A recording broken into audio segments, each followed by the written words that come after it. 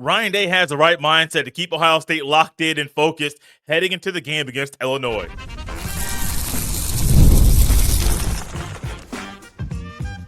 You are Locked On Buckeyes, your daily podcast on the Ohio State Buckeyes. Part of the Locked On Podcast Network, your team every day. Welcome in, Buckeye fans, to your Tuesday edition of Locked On Buckeyes, which is your daily Ohio State podcast, part of the Locked On Podcast Network, your team every day. I'm your host, Jay Stevens, the veteran sports talk host, delivering passionate coverage about your Buckeyes. And today's episode is brought to you by Game Time. Download the Game Time app, create an account, and use code LOCKEDONCollege for $20 off your first purchase. During today's show, we will discuss what Ohio State must do to avoid being upset this weekend, as well as how Ryan Day's mindset for this game impacts the rest of Ohio State's schedule. But first, in any given week, a head coach is going to have a message for that game, where sometimes the message might be focused on the offense or focused on the defense, but there's one mass message. And in this week for the Buckeyes game against Illinois, Ryan Day has told the team, throw out the Indiana game. Now, you may be thinking, why in the world would Ryan Day say throw out one game that Illinois has played in the 6 games that they have competed in this year? That game was weird. The final score was kind of freaky when you think about it. They went in. It was a ranked-on-ranked matchup. Indiana was 19. Illinois was 9. Indiana won the game 63-10. So in totality, you look at that game, look at that score, you may think, was that a bad day, or does that define Illinois' season? It was literally just a bad day. They ran into an environment in Bloomington, Indiana that was wild. It was a night game. The Hoosier fans were excited to have a ranked Hoosier football team hosting a night game, and Illinois just went into a situation where it wasn't their day, and it was Indiana's day. Indiana had 7 sacks on the day. Illinois' offensive line is not the strongest, and Indiana took advantage of that. And so on that day, if you look in the context of it, you may think, oh, that was a bad day. But when you look at the big picture of Illinois' season, that's not who they are. Illinois has scored at least 34 points in every game except for that loss to Indiana. So in all their wins, they have scored at least 34 points. The past 3 weeks have been really bad for Illinois' defense. They gave up 63 points to Indiana. They gave up 32 points to USC. They gave up 27 points to Purdue. A Purdue team that is not that good, but you give up 27 points, that raises some eyebrows. And so I think for Illinois, that I'm with Ryan Day. That one game does not define who they are. This is a good team. It's a Brett Bielema team, and his fingerprints are all over the roster and how they play. You can't look at that one game and say, that defines that team. No, you can't. What you can say is, this was a bad day. All the other games, the other 5 that they have played, that shows the true picture of what Illinois can be this weekend. And if Ohio State has this mindset this weekend and says, we throw out that game, we look at the other 5, but also you may look at the Indiana game and saying, while that doesn't define Illinois, we can look and find certain things that Indiana did to exploit certain holes in the Fighting Illini's team that Ohio State can also exploit. So you can't look at one game and say that is who they are, but you can look at that game to figure out what you can do that other team did to get the upper hand of your opponent. And it's also a rivalry game. It's a battle for the LL Buck. I recently did some history on this, some research on the history of this rivalry and the trophy itself. It went from being a live turtle to a wood carved turtle, which I love the wood carved turtle better. Having a live mascot isn't always the best, especially when it's traveling from one school to another. So I do like that there's a rivalry and a trophy here. And that just adds to the fuel to the fire for both teams, but especially Ohio State.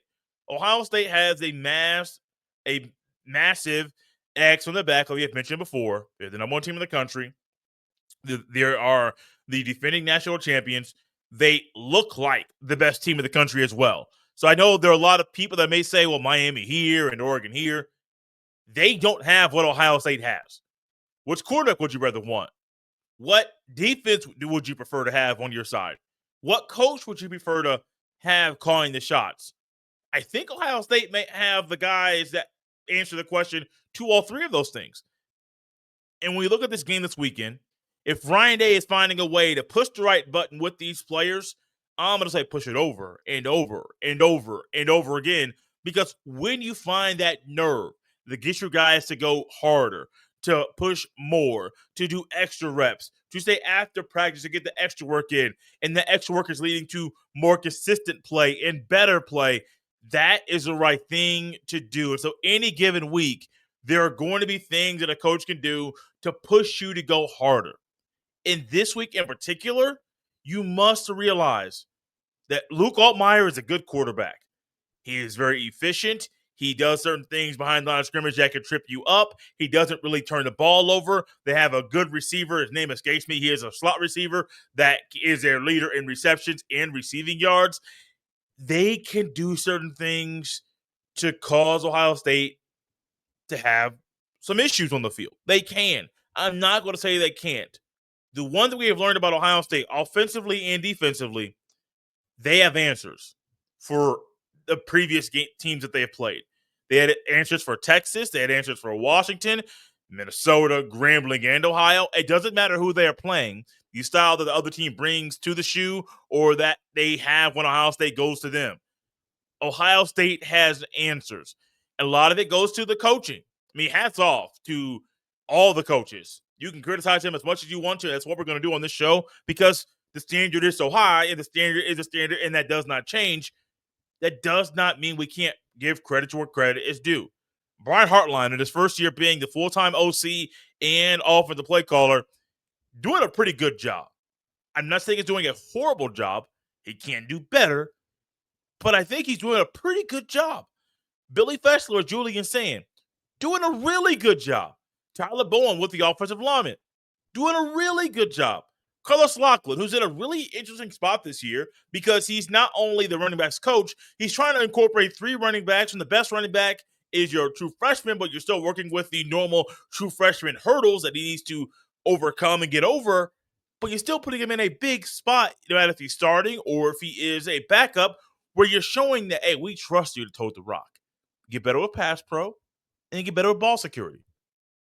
I mean, Ryan David mentioned something with ball security where Bo Jackson didn't fumble, but it was him trying to get extra yards where that could have been a moment where the ball popped out and it was recovered by the other team. Ryan Day is very, very specific. And he's almost tapping into his inner Nick Saban, to where Nick Saban used to pretty frequently get behind a microphone and give a message to a player when a player was not there.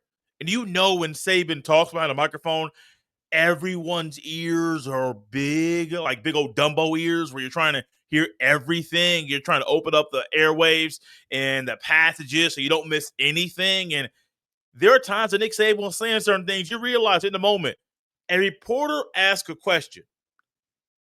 Saban answers a question while talking to the reporter, but talking through the reporter to go to somebody else. And I think Ryan Day does that same thing. He carries conversations and messages that are happening in the locker room or on the practice field into the press conference to make sure that message gets across in a different way. Ohio State and Ryan Day making sure and being very open about Ohio State, not leaning into the Indiana film where Illinois just got beat, but saying throw that out. I think that's the right mindset to have. And this mindset can help Ohio State throughout the rest of the year. I'll tell you how after the break. This episode is brought to you by Prize Picks. Every day we make decisions, but on Prize Picks, being right can actually get you paid. Don't miss the excitement of this football season with Prize Picks, where it's good to be right. Playing Prize Picks is such a fun, simple way to add more excitement to football. You just pick more or less on player projections, like Josh Allen's passing yards or Saquon Barkley rushing for a touchdown, and you're in the game. I love how quick it is. You can make your lineup in under a minute. My favorite part, Prize Picks just added stacks. So if I want to ride with a player, I can select their pass yards, rush yards, and touchdowns all in one lineup. And the new injury reboot feature, if your player leaves early and doesn't return, it won't count against you. Download the Prize Picks app today and use code LOCKEDONCollege to get $50 in lineups after you play your first $5 lineup. That's code Locked On College for $50 in lineups after you play your first $5 lineup. Prize Picks, it's good to be right. Thank you all for tapping Locked On Buckeyes and making this show your first listen of the day. Now, Ryan Day has done a lot of really good things in his 7 years leading Ohio State's football program, and one of them is finding a way to consistently push the right button. And ever since really that Oregon loss in 2021, and he may have put the Michigan loss in that last year, but that's a rivalry game, so it's a little bit different. Ryan Day normally doesn't lose to teams he should lose to. He beats the teams he's supposed to beat. And I think this weekend is another one where this is a ranked unranked matchup. I believe Illinois is number 17. Ohio State is still number 1 in the country. And that adds to Ryan Day's mindset for the game, or that message to throw the Indiana game out. But if he continues to look at a team and say, don't focus on this, focus on what they are in the totality of their season, that's going to help even the younger guys stay focused, younger and older. But think about guys like Bo Jackson, or a guy like a Devin Sanchez or Zion Grady, who will probably get more playing time in the future. You want to find ways to keep them locked in, because for the first time in their lives, they're playing college football, and there are so many avenues and ways for them to lose their focus. I mean, think about it from a Bo Jackson side of things. If Bo Jackson is a guy that reads everything in the newspaper, or reads all the articles, or listens to all the podcasts, love for him to listen to this one, it would be easy for him to fall into a trap of believing everything he is hearing. Or if someone says something negative, believing that and causing him to not stay locked in. And that goes for anybody. I mentioned Bo Jackson on purpose because I think he is talked about. I know he's talked about more than Zion Grady and Devin Sanchez. And if you want to go to some other guys who are a little bit older, he's talked about more than Peyton Pierce. He's talked about more than a Luke Montgomery, who is a starting offensive lineman. He's talked about more than even Brandon Ennis. Why? He's a newcomer. He should be starting consistently. And there are a lot of people that believe that same thing. It's so easy to lose your focus. But if your coach consistently goes into a game or into a weekend, points out something that he knows you will be able to buy into to stay locked in, he must do that. I remember a couple years ago, 2024, I was covering a local high school football team. They had a new head coach, and this year it was a team that was pretty bad. And I could say, not the team, the program was not the program that it was even 15 years prior. It was, some say, the laughing stock of the hallway in school. I mean, it was pretty bad. I can say this because people there have told me these stories. And I went into a preseason practice. It was before the team's first and only scrimmage before their regular season started. And the coach started to use some psychological tactics to get the players to be all in and to help them lift their own spirits. This team wasn't used to winning. This team wasn't used to scoring. This team wasn't used to any sign of success. And so in a practice, he ran a play. They said, hey, make sure you run to the end zone. Went to the end zone. None of the other players cheered with him. They'd be thinking, like, it's practice, bro. It's not that deep. But this coach realized that while this team wasn't used to scoring and wasn't used to winning and wasn't used to doing things at a successful rate, he could change things now in a preseason practice to help them psychologically to be all in. And the coach said, hey, you're going to do a lot of scoring this year. How about we practice celebrating right now? Ran that same play. I remember the player that actually caught the touchdown pass and scored.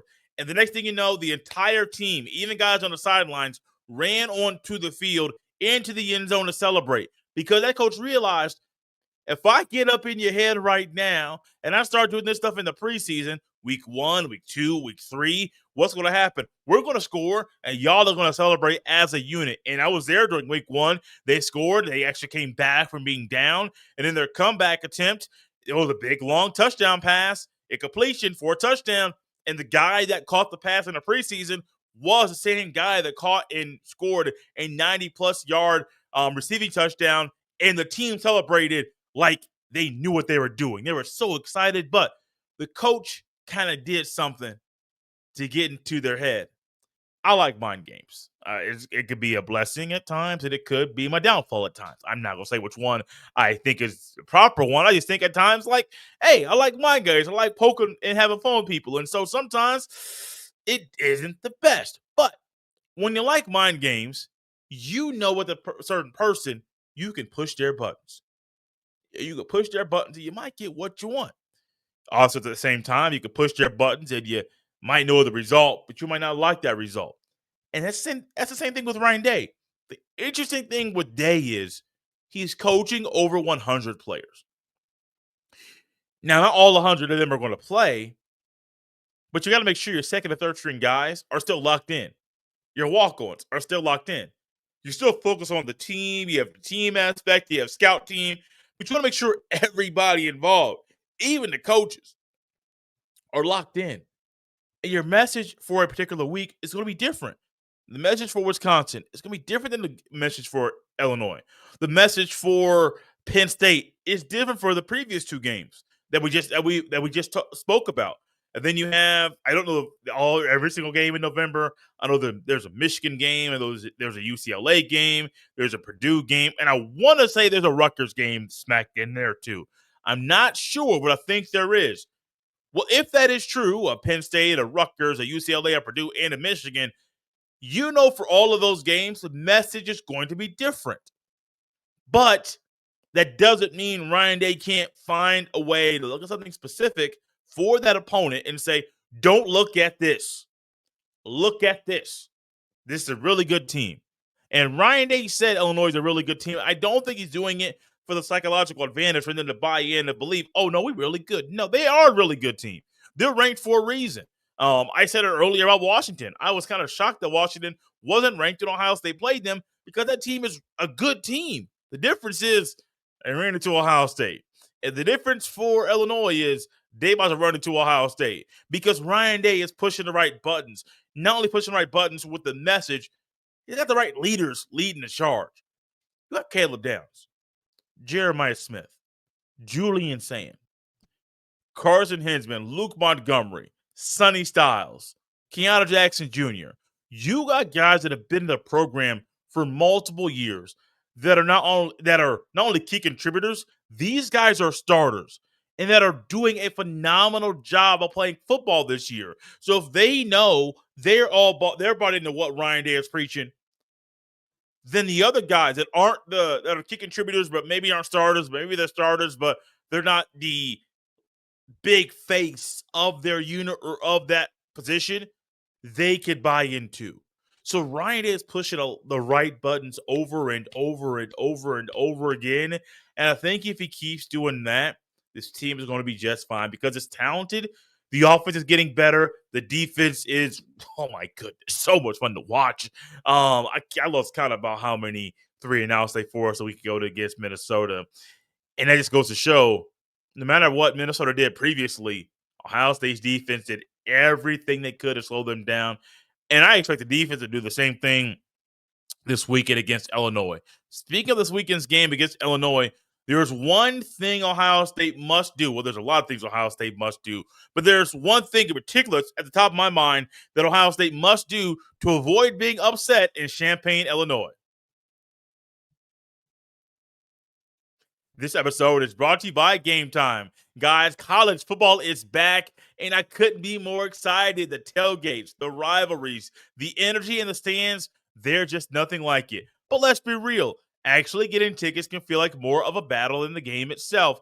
Endless queues, hidden fees, prices jumping at checkout.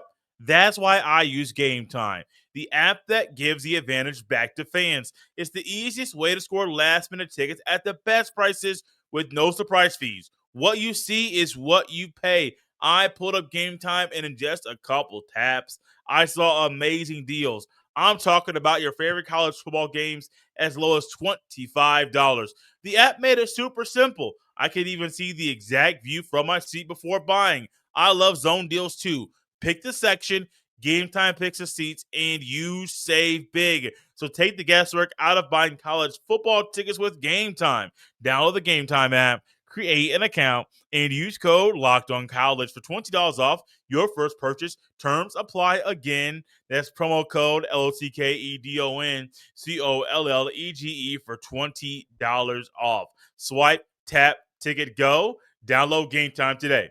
This episode is brought to you by Square. Your favorite neighborhood spots run on Square. There are certain businesses that make the neighborhood the neighborhood. These are the places that become an extension of home. Whether it's a sports bar dedicated to your team's fan base, the spot with the best wings in town for game day, or that beloved local chain that's been rooted in your community for years, these businesses are what bring people together. When neighborhood businesses thrive, the whole neighborhood thrives. There's a local barbecue spot in my neighborhood that's been the heart of our community for years. It's the kind of place where you walk in and everyone knows your name. Sports are something that bring neighborhoods together, whether it's gathering for game day rituals, celebrating with the best wings in town, or just being a part of a fan base that calls this place home. When we show up as a community, it can mean big business for local business owners. Money spent in the neighborhood stays in the neighborhood. Square is a proud partner of more than 4 million neighborhood businesses around the world. You can go to square.com/go/LockedOnCollege to learn more. But before you do, go support your favorite neighborhood spot. You'll be happy you did. Square. See you in the neighborhood.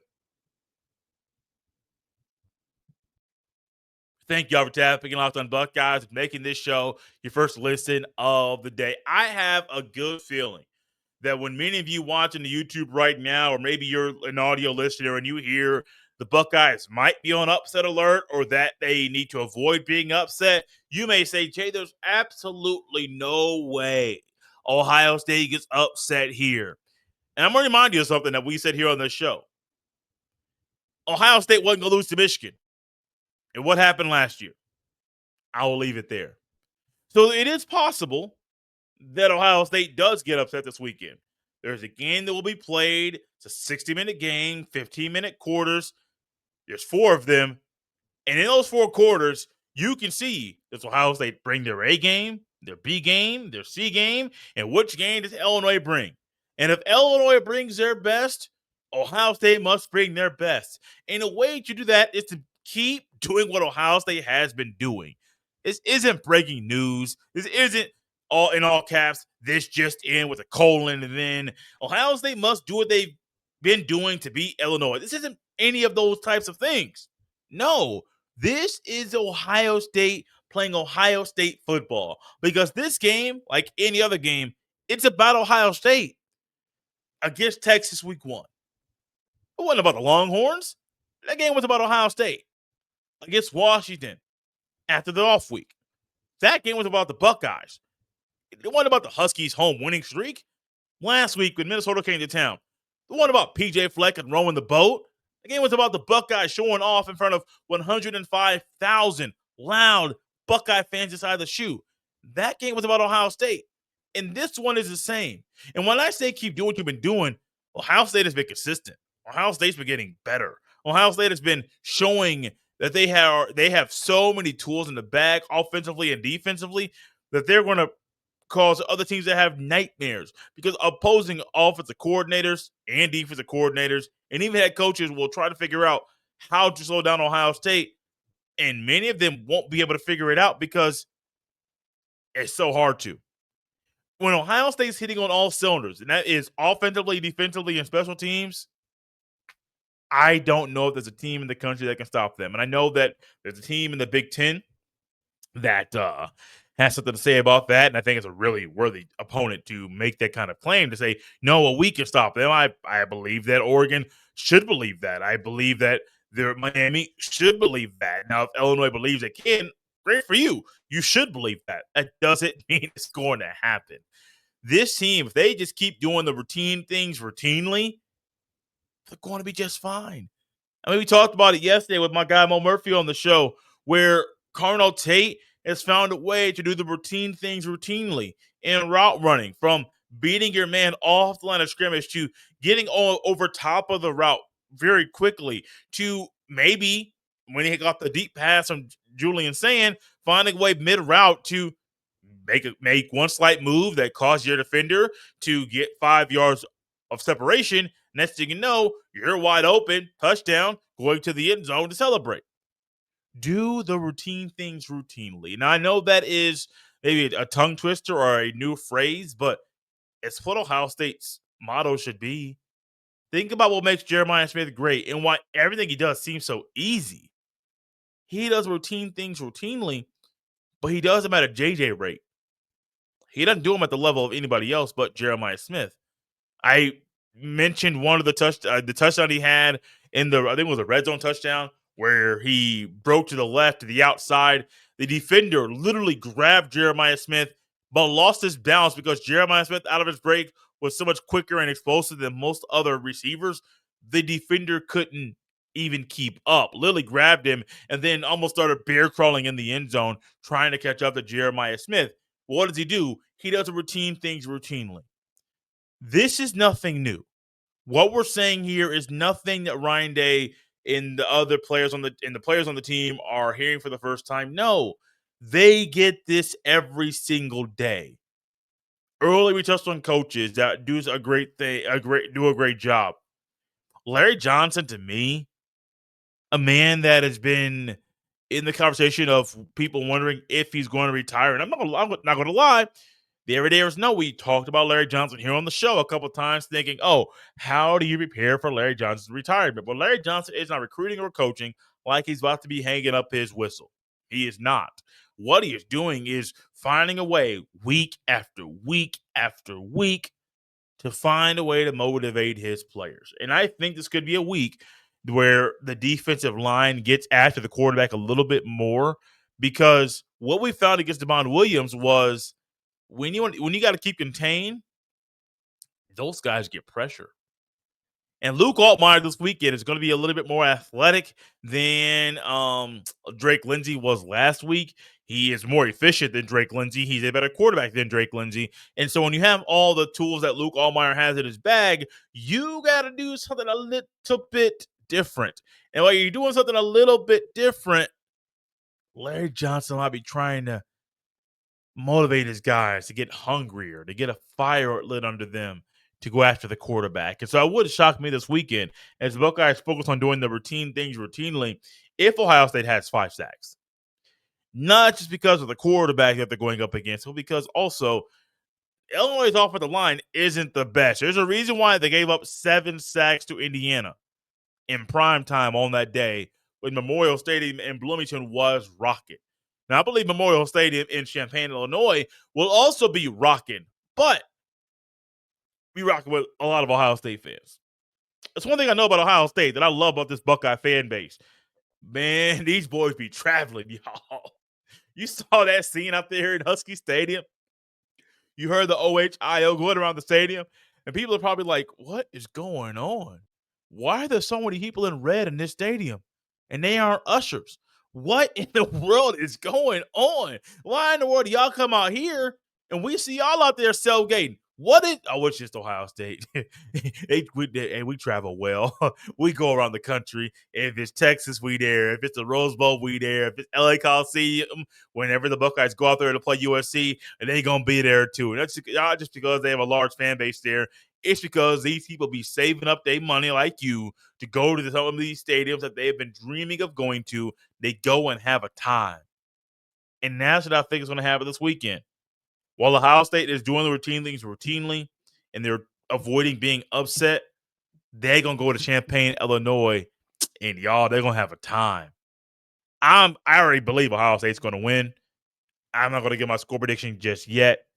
But, man, let me tell you, the way this team is playing, if they just keep doing the same things they have been doing, even if they don't open up the playbook against Illinois, y'all, they can still win by 45 points.